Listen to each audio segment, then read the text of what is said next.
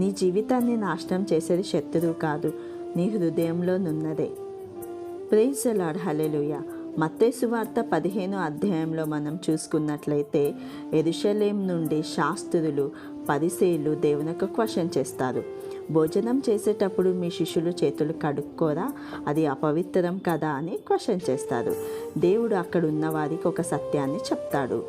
మనుషుని అపవిత్రపరిచేది నోటిలోకి వెళ్ళేది కాదు, కానీ నోటి నుండి బయటికి వచ్చేది. చాలా సందర్భాల్లో మనం ఇలా అంటూ ఉంటాం కదా, నువ్వు ఇలా చేసావు కాబట్టే నాకు కోపం వచ్చింది, నువ్వు ఇలా చేయకపోతే నాకు కోపం వచ్చేది కాదు, దానికి నువ్వే కారణం, నువ్వు ఇట్లా చేసావు కాబట్టే నేను ఇలా చేయాల్సి వచ్చిందని అంటూ ఉంటాం కదా. మనకి కోపం ఉంటే కోపం బయటికి వస్తుంది, అసూయ ఉంటే అసూయ బయటికి వస్తుంది, ప్రేమ ఉంటే ప్రేమ బయటికి కనిపిస్తుంది.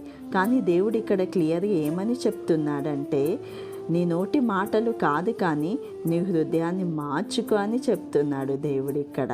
కాబట్టి మనము ప్రతిసారి ఇతరుల మీద నువ్వే కారణం, నీ వల్లనే నేను ఇలా చేశానని వాళ్ళ మీద నిందలు వేయకుండా ఈరోజు దేవుణ్ణి అడుగుదాం. ప్రభువా, నా పరిస్థితులు కాదు కానీ నా హృదయాన్ని మార్చు అని అడుగుదాం.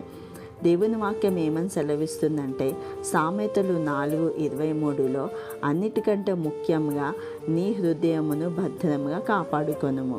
ఆమేన్.